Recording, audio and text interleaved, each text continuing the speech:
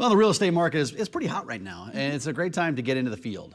Is it hard to get a license? Do you need, or can you do real estate part-time? No, somebody's going to answer those questions for us, and he's realtor Troy Trumm with Keller Williams Realty. Good to see you, Troy. Thanks for stopping by. Good to see you. We got a lot of stuff we're talking about today, but it seems like, and we were just talking about this, it seems like there's a lot of people getting into real estate at this point. Is that true? There are. There are more real estate agents right now in the Omaha area than there ever have been before. We're 3,000 agents, which is a lot when you consider that annually there are about 12 to 15,000 sales in the area.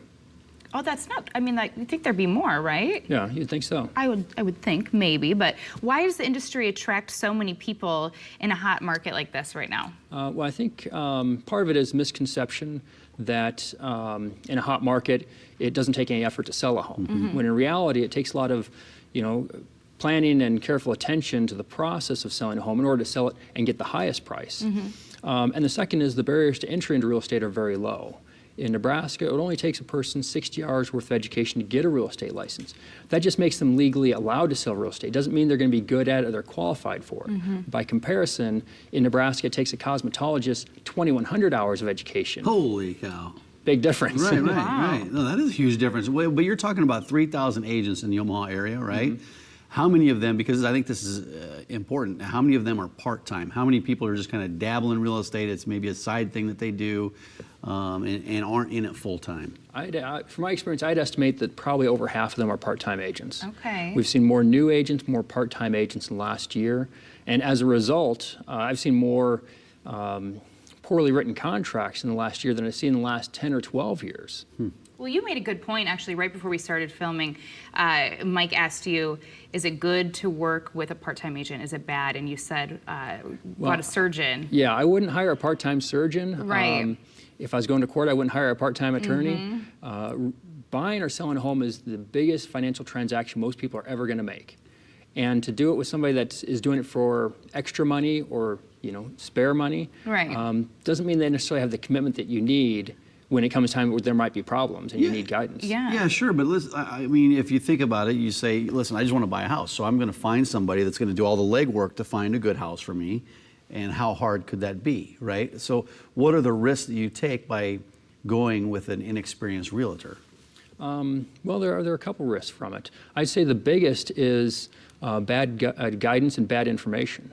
For example, on the buying side, like I've mentioned, I've seen many contracts that are written incorrectly, and those agents don't realize what risk they're putting their clients at because they don't necessarily know the details they should be paying attention to in writing a contract. What's an example of a bad contract where you could get in a lot of trouble as a new homeowner if a contract is written poorly?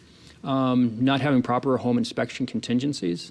I've seen contracts where it was a cash offer, but it was still contingent upon financing. Those are two mutually exclusive things. You can't have two different things, yeah.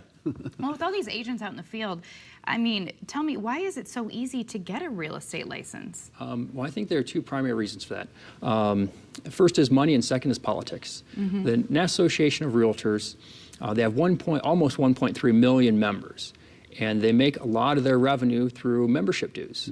So they have no interest in increasing the barriers of entry. The second is, as I mentioned, politics. The Association of Realtors has a political action committee, and that PAC contributed more money to political candidates in the 2016 election year than any other corporate-run PAC there is. So I don't think politicians have it in their best interest to raise the barriers of entry in real estate when they know a lot of their money is coming from the real estate industry. Yeah. Okay. Like you said, it's a hot market. A lot of real estate agents out there. So if you're buying a house or you're going to sell your house, what's the process that you should go through to select a real estate agent? Well, a couple of things you need to look at. First is their track record. Now, one thing to watch for is a lot of agents will try to promote their company's track record rather than their own, which is a red flag. You hire one agent, not a company. Exactly. Yeah. The company an agent works for has very little impact on how they work with you as a consumer. So you need to find out what their track record is. Next, they should have a process that they can explain and walk you through of what you should expect and what they're going to do for you.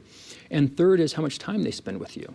For example, when selling a home, by the time you discuss preparing the home, pricing, attracting buyers, and marketing, that meeting should take no less than an hour. And at the end of that meeting, you should feel like you've been educated not rushed or pressured. Right. Should learn something. Well, we are running out of time, but very briefly, Keller Williams is doing a lot to aid the victims of Hurricane Harvey. Tell us about that. Keller Williams had a convention scheduled for Austin right about the same time that Houston was hit by the hurricane. Keller Williams decided to cancel that convention, instead making an opportunity for Keller Williams agents to assist with the relief effort. Over 2,000 agents, just in the short time since the hurricane, have been down there assisting with cleanup, handing out food and supplies. And Keller Williams has so far in the last week and a half raised $4 million for the relief effort, and is committed to raising $20 million. Wow, That's that's amazing. a lot. That's Huge very help down cool. there. Trumm Team.